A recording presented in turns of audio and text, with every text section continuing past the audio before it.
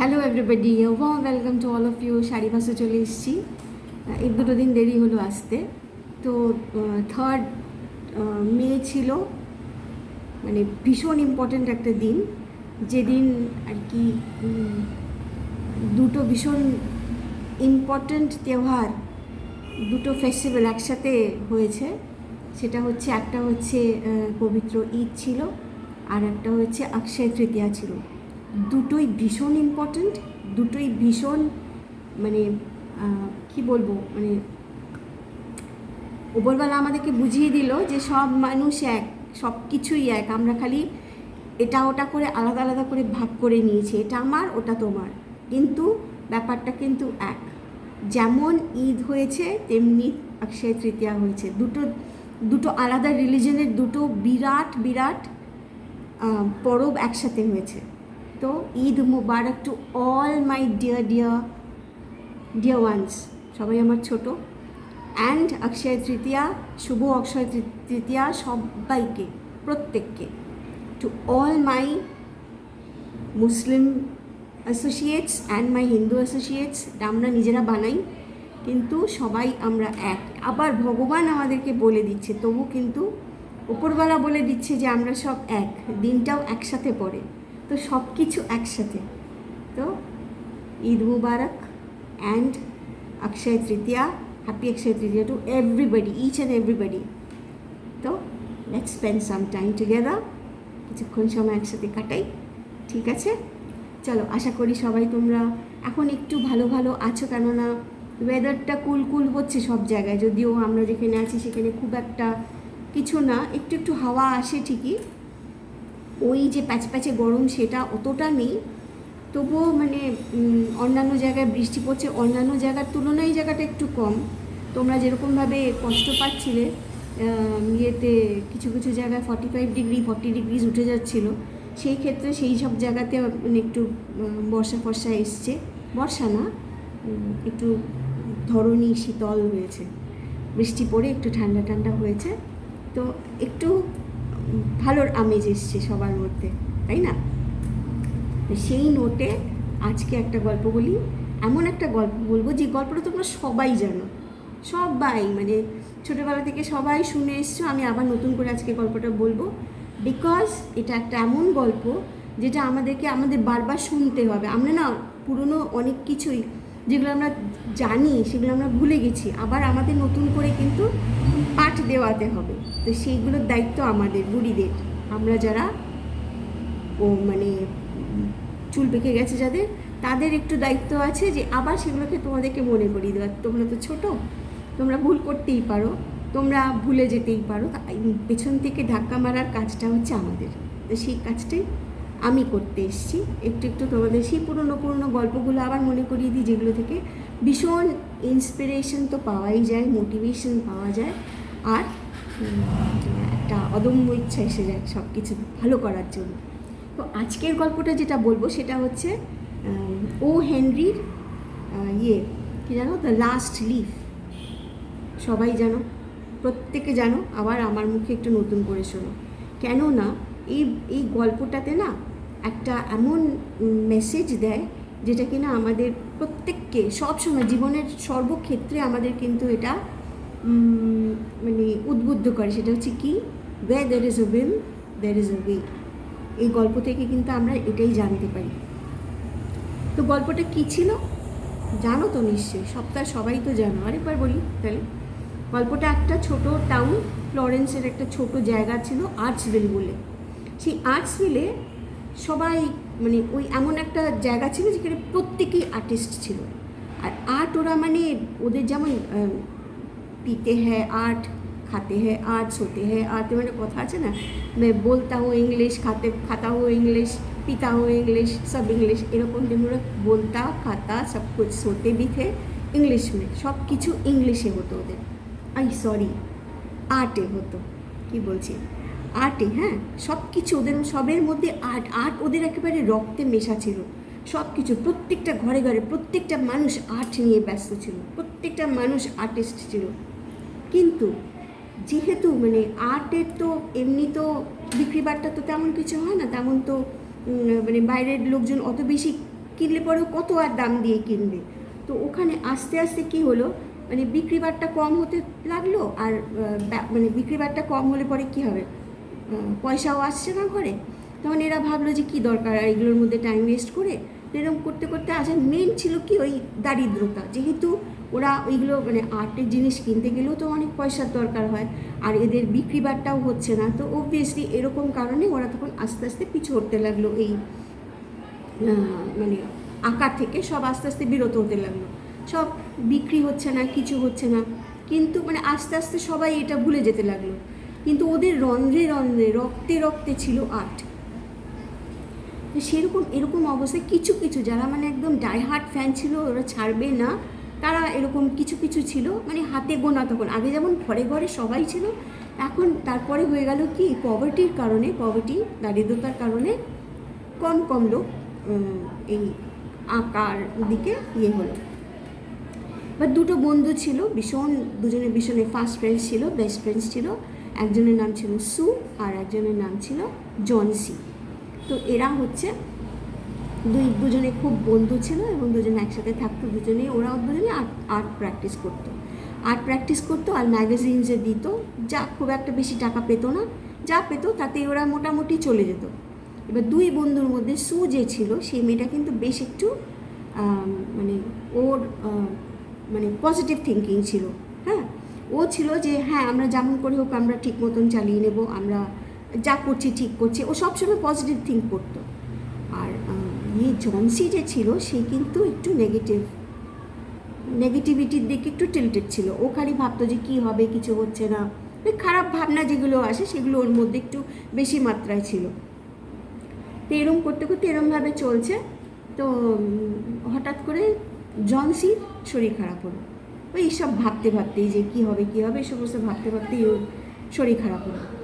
তো তারপরে তো শরীর খারাপ হলো, ডক্টর এসে দেখে গেল, দেখে গিয়ে দেখে যে জনসি ভীষণ একদম পেছন দিকে কথাবার্তা হচ্ছে, আজকে দরজাটা খোলা রেখেছি, বাচ্চারা সব খেলছে, যাই হোক ওটা একটু ইগনোর করো, ফ্যানটা বন্ধ করে রেখেছি কিন্তু। হ্যাঁ, তো দরজাটাও বন্ধ করে রাখলে একটু বেশি স্টাফি হয়ে যায়, তাই জন্য খোলা রেখেছি। বেশি অন্যদিকে চলে যাচ্ছি। তো কী হয়েছিল, কী বলছিলাম, দেখো বৃদ্ধা হয়ে যাচ্ছি না, এটাই হচ্ছে মুশকিল। কী বলছিলাম, ওই আর কি, ওই জনসি অসুস্থ হয়ে পড়েছে। এবার ডাক্তার এসছে, ডাক্তার তো দেখছে ওকে, কিন্তু নাথিং ডুইং, ওর কোনো ইমপ্রুভমেন্ট হচ্ছে না, দিন দিন ও কিন্তু খারাপের দিকেই যাচ্ছে। তখন ডাক্তার সু জিজ্ঞেস করছে, ডাক্তারবাবু কী হলো, কেন ওর কোনো ইমপ্রুভমেন্ট হচ্ছে না কেন? তখন ডাক্তার বললো ওর কোনো মানে সেরকমভাবে তো কিছু নেই, কিন্তু ওকে একটু পজিটিভলি থিঙ্ক করতে হবে, ওর মাইন্ডসেটটাকে একটু চেঞ্জ করতে হবে, যে ভাবতে হবে যে হ্যাঁ যা মানে ভালোর দিকে আমরা যা পজিটিভ থিঙ্কিং করতে হবে, তাহলেই কিন্তু ও রেহাই পাবে, আদারওয়াইজ কিন্তু ও দিন দিন এরকম ডিপ্রেশনে চলে যাবে। তো ওকে বোঝালেও বোঝে না, কিছুতেই বোঝে না। এবার ওদের পাশে একজন থাকতো, একজন বৃদ্ধ ভদ্রলোক থাকতো, মিস্টার বারম্যান বলে। তো সে ভদ্রলোক, সে মানে সে খুব ভালো আর্টিস্ট ছিল। এখানে তো সবাই আর্টিস্ট, উনিও খুব ভালো একজন আর্টিস্ট ছিলেন। আর উনি এদেরকে হেল্প করতো, সু আর ইয়েকে, ওরাও তো আঁকতো, তো ওদেরকে এসে বলতো যে এখানটা একটু এরকম করে দাও, তাহলে দেখতে লাইভলি লাগবে, মানে যেগুলো ইনপুটসগুলো, মানে উনি তো একটু এক্সপিরিয়েন্স, উনি যেরকম বলতেন সেরকম করলে পরে এফেক্টটা আরও ভালো হতো। তখন সু বলতো, কেন তুমি করো না গো, তুমি তো বাইরে গিয়ে এগুলোকে বিক্রি করতো, তুমি এত ভালো তোমার আঁকা, তুমি কেন এরকম ইয়েতে পড়ে আছো? তখন এই ভদ্রলোক বললো কি, সবই কি টাকার জন্য আমাকে করতে হবে? একটু মনের ইচ্ছাটা বলেও তো একটা আছে, প্যাশন বলে একটা জিনিস আছে। তো ওই প্যাশনটার জন্য তো আমরা সবসময়ই টাকার পেছনে ছুটবো, সেটা তো হয় না। কিছু কিছু সমাজে যেটা আমাদের প্যাশনকেও ফলো করতে হয়। তো আমি সেরকম, আমার খাওয়া দাওয়াতে বেশি খরচা লাগে না, আমি এমনি আমি ভালো আছি, আর আমার যতটুকু আছে জিনিস আমার তাতেই হয়ে যায়, চলে যায়। তো এরকম বলে দুজনের মানে এদের সাথে খুব ভালো, এদের ভদ্রলোকের খুব ভালো করতো। তো বললো তাহলে জনসিকে দেখছি না কেন, জনসি কোথায়? বলে জনসি একটু অসুস্থ হয়ে আছে, তো জনসিকে দেখতে এসছে। তো জনসিকে বলছে, কী হয়েছে মা, তোমার এরকম শরীর খারাপ? তখন ও বলছে, না আমার আর ভালো লাগছে না। ও তো অলওয়েজ নেগেটিভ চিন্তাই করে যাচ্ছে না। আমার আর ভালো লাগছে না, তখন বলছে যে না দেখো সবসময় কিন্তু তুমি ইউ মাস্ট থিঙ্ক বিগ, চিন্তা করো তুমি কিছু, মানে না কী চিন্তা করবো, কিছু তো করার নেই, কিন্তু তো কিছুই হবার নেই। তখন যে তুমি কী চিন্তা করো, জনসি মিস্টার বেরম্যানকে জিজ্ঞেস করছে যে আপনার তোমার কি দাদু, তোমার কী আঙ্কেল, তোমার কী আছে স্বপ্ন? তখন বলছে জানো আমি কি স্বপ্ন দেখি, আমি স্বপ্ন দেখি যে এই যে আর্টটা না কিন্তু ভীষণ পাওয়ারফুল। উনি বলছেন যে আর্ট কিন্তু ভীষণ পাওয়ারফুল, আর্টের এমন শক্তি আছে যেটা কিনা ডাক্তারেরও সেই ক্ষমতা নেই, একটা মানুষকে বাঁচিয়ে তুলতে পারে আর্ট, এরকম বলছে। আমরা জানি না মিউজিক থেরাপি কিন্তু আমরা শুনেছি না যে মিউজিক অসুস্থ যখন থাকে তখন মিউজিক চালিয়ে দিলে পরে ব্রেনটা অনেকটা শান্ত হয়, এটাতে কিন্তু ট্রিটমেন্টেরও কাজে দেয়। কিন্তু উনি বলছেন যে আমি এখানে শুনলাম আর্ট থেরাপি, হ্যাঁ আর্ট মানুষকে বাঁচিয়ে দিতে পারে। উনি বলছেন বেরম্যান, উনি বলছেন যে কী বলে মানুষকে এমন পাওয়ার আছে আর্টের যে মানুষকে বাঁচিয়ে তুলতে পারে, যেটা কোনো ডাক্তারও কিন্তু এটার পাওয়ার নেই তার। তো বলছে যে তাই নাকি, তো আপনার কী ইচ্ছা? জনসি জিজ্ঞেস করছে আপনার কী ইচ্ছা? তখন বলছে যে আমার ইচ্ছা, আমি ড্রিম করি যে যেটা আর্টসভিলের যেটা প্রথম মানে আগে যেরকম সময় ছিল, যে রাস্তাঘাট সব আবার মানে পুরো রং বেরং থাকবে, লোকজন হাঁটাচলা করছে, নিজেদের দেয়াল, এই মিস্টার বেরহান যে ছিলেন উনি করতেন কি, উনি সবখানে আঁকতেন, যা পেতেন হাতের কাছে যা থাকতো সেটাই উনি ওটাকে ইজেল বানিয়ে নিতেন, যেমন গাছ, তারপর বারান্দা, স্টেয়ারকেস, রাস্তার বেঞ্চ, যা পেতেন তাই উনি আঁকাতে ভরিয়ে দিতেন। হ্যাঁ, জায়গার দরকার আছে আঁকো, মন প্রাণ খুলে আঁকো, এরকম বলতেন। তখন উনি বলছেন যে আমার সেইটা চাই, যে আগে যেরকম এখানকার আর্টসভিলের লোকজন যেরকম ছিল, রাস্তায় হই হই করে বেরোতো, মানে আঁকা নিয়ে থাকতো, নিজেদের দেয়ালের মধ্যে আঁকা করতো, আমার ড্রিমটা হচ্ছে সেটা, আমি চাই আবার ওটা হোক। তখন জনসি বলছে ইম্পসিবল, এটা কী করে হয়, এটা হতেই পারে না, এরকম হবেই না, হতেই পারে না। বলছে চিন্তা ভাবো না, তোমার চিন্তাটা যদি ভালো হয়, if you dream big then you can think big, you can do something big. তুমি যদি আশা মানে আমার কল্পনাটা, আমার ইচ্ছাটাই ছোট, তাহলে তুমি তো সেই মতন সেই পরিধির মধ্যে স্কুলের এক্সামিনেশানে আমি 37 পেলেই আমি পাস হয়ে যাব, যদি এই তোমার অ্যাটিটিউড থাকে তাহলে তো তুমি পাসই মানে ভালো করে পাস করতেই পারবে না। তোমার যদি অ্যাটিটিউড থাকে না আমি 80% পাবো, তাহলে গিয়ে হয়তো তুমি 40% পেতে পারো, ব্যাপারটা তাই না। আমি যদি 37%-এর জন্যই যদি আমি পড়াশোনা করতে থাকি, তাহলে আমার মানে আমি বেশি দূরে এগোতে পারবো না। সেমনি ইউ থিঙ্ক বিগ, বেশি করে ভাবো, ইউ ড্রিম বিগ, তাহলে কিন্তু তুমি একটা বড় জিনিস করতে পারবে, সক্ষম হবে, কেন তোমার গোলটা ওরকম হবে না, আমি ওটাকে অ্যাচিভ করতে যাবো। তো তুমি যখন অ্যাচিভ করতে যাবে তখন মানে তোমার চেষ্টাটা আরও বাড়বে, তোমার যদি ড্রিমটা বড় থাকে তো তুমি অ্যাচিভ করবার জন্য সেটা লড়াই করবে। তো তাই উনিও জনসিকে বোঝাচ্ছে যে ইউ শুড ড্রিম বিগ, ভাবো না, তোমার চিন্তা করতে তো কোথাও আমার হারিয়ে যাওয়ার নেই, মানে ভাবতে তো কোনো ইয়ে নেই, ওরকম একটা ভাবো, তারপর ওটাকে অ্যাচিভ করার চেষ্টা করো সেরকমভাবে। কিন্তু এই তো অলরেডি নেগেটিভিটিতে ভর্তি জনসি, ও তো এইসবগুলো তো ভালো কথাগুলো তো নিচ্ছে না, ওর মধ্যে তো খালি ওই না হবে না হবে না, মুখটাকে বেজার করে বসে আছে। তখন বলছে যে তুমি তাহলে তুমি এরকম করে বসে থাকলে কি তোমার ভালো লাগবে? বেরহান তোকে জিজ্ঞেস করছে। তখন বলছে যে না, এই যে সামনে যে দেখতে পাচ্ছ যে ওদের জানলাটার সামনে একটা আইভি গাছ ছিল। তখন বলছে যে এই আইভি গাছটা দেখতে পাচ্ছ না, এই আইভি গাছটার সামনে একটা ডাল দেখা যাচ্ছে, ওখানে পাতা রয়েছে, মানে আমি গুনছি, ওটাই হচ্ছে আমার একমাত্র দেখার আমার যেটা এখন আমাকে বাঁচার হেল্প করছে। আমি দেখছি গাছটার মধ্যে অনেকগুলো পাতা ছিল, কিন্তু আস্তে আস্তে পাতাগুলো কমতে থাকছে, আর যত কমতে থাকছে আমার মনে হচ্ছে যে আমাকে আর কেউ হেল্প করার নেই, কারণ আমি ওটা দেখেই আমি নিজের পেতাম, যে ওরা বেঁচে আছে দেখে ওটাই আমি ভাবতাম যে ওটাই হচ্ছে আমার ইন্সপিরেশন, এই পাতাগুলো। আর আস্তে আস্তে যখন পাতাগুলো পড়ে যাবে আমি জানবো যে আমার আর বাঁচার কোনো উদ্দেশ্য নেই আমার। তখন সু বলছি, এটা আবার কী কথা বলছিস, এরকম কখনো হয় নাকি? তখন মিস্টার বেরহান বলছে যে আরে ছেড়ে দাও, তখন মানে ওর তো শরীরটা ঠিক নেই, ও এরকম এরকম ভাবছে, ঠিক আছে আমরা আমরা এটার ওপরে আমরা কাজ করব। তো বলে তারপর তো বেরিয়ে গেছেন উনি। এরপর একদিন খুব ঝড় জল বৃষ্টি হচ্ছে, ভীষণ বৃষ্টি হচ্ছে। সু বেরিয়েছিল কাজে, তো ওখান থেকে যখন রাস্তা থেকে বেরোচ্ছে তখন দেখছে যে মিস্টার বেহাম তো ওরকমভাবে একটা ইয়ের মধ্যে বেঞ্চের মধ্যে বসে আছে আর বৃষ্টির মধ্যে ভিজছে। তখন জিজ্ঞেস করেছে, সু জিজ্ঞেস করেছে যে আঙ্কেল তুমি এরকমভাবে বসে আছো, এই বৃষ্টির মধ্যে ভিজছো, তুমি তো শরীর খারাপ হয়ে যাবে। তখন বলছে আরে আমি যখন বাড়ি থেকে বেরিয়েছিলাম তখন আমি ছাতাটা নিয়ে আসতে ভুলে গেছিলাম, আমি আর এতক্ষণ ধরে আমি পার্কে যে বেঞ্চগুলো আছে আমি সেগুলোকে পেন্ট করছিলাম।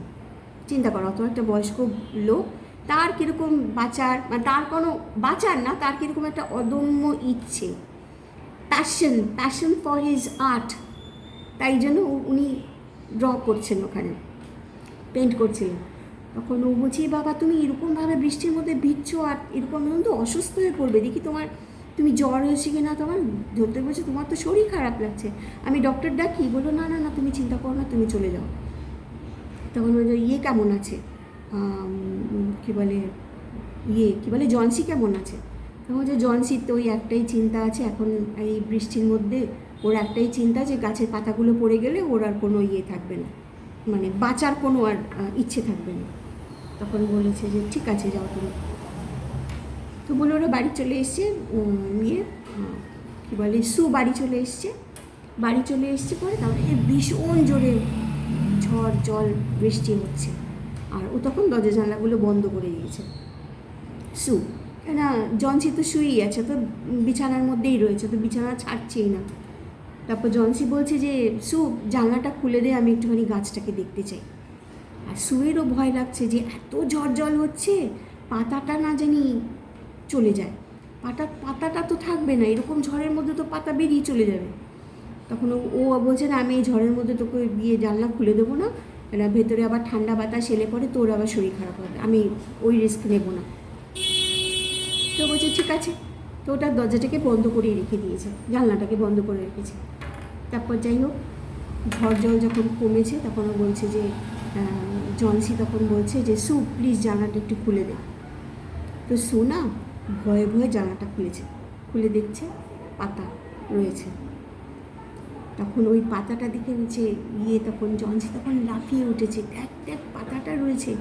এতখানি ঝড় জলের মধ্যে ওই পাতাটা যখন বেঁচে থাকতে পারলো, তখন কিন্তু আমি ভাবছি যে আমিও বেঁচে থাকতে পারবো, আমার শত দুঃখ কষ্ট থাক আমিও বেঁচে থাকতে পারবো। ওইটুকু একটা পাতা যদি এত ঝড় জলকে সহ্য করে বেঁচে থাকে, তাহলে even I can do the same, আমিও বেঁচে থাকতে পারবো।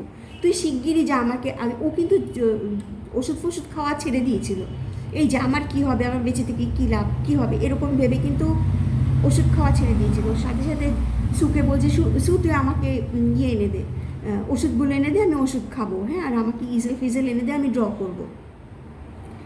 তো সু তো খুব খুশি হলো, আরে মানে জনসি এরকম বলছে, তাড়াতাড়ি করে ওকে ওষুধ দিল, খাবার দিল, খাওয়া দাওয়া সব ছেড়ে দিয়েছিল, খেতে দিল, ওষুধ দিল, ওর ড্রয়িংয়ের সমস্ত কিছু এনে দিল সামনে।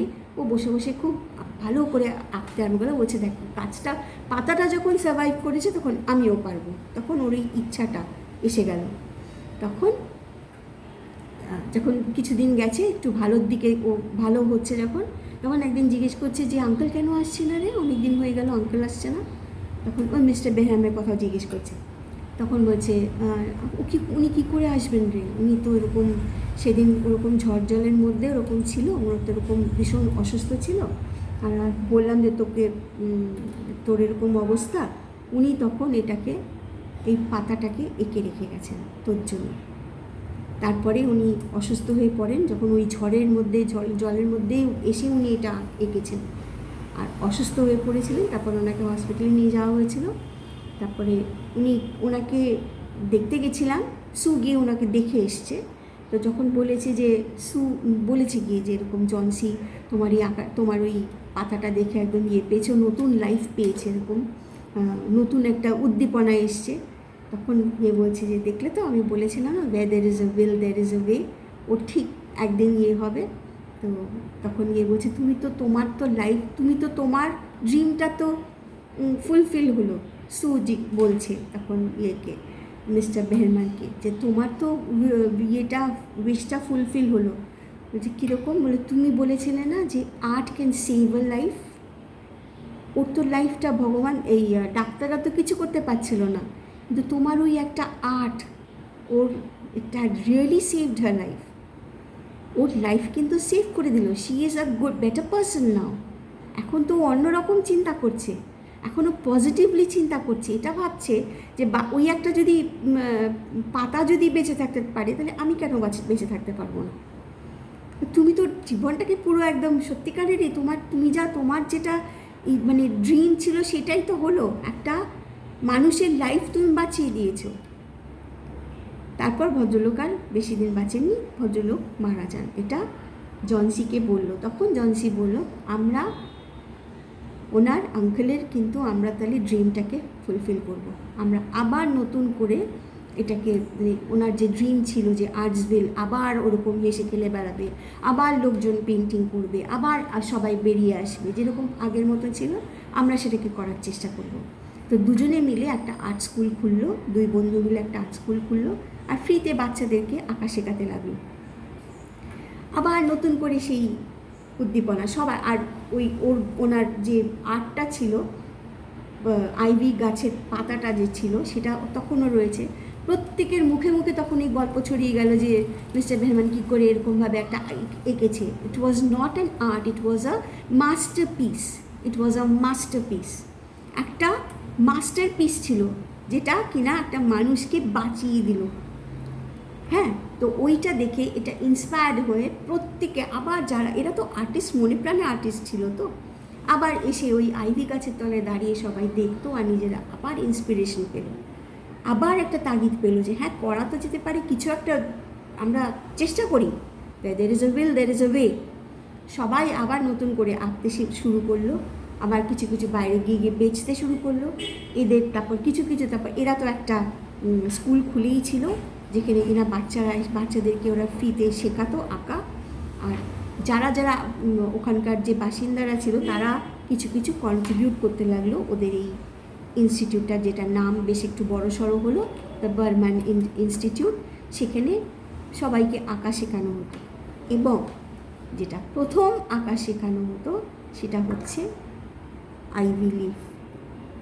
আইভি লিফটা ছিল সবাইকে তখন এই আঁকাটা শেখানো হতো। It was the first thing that each child used to draw.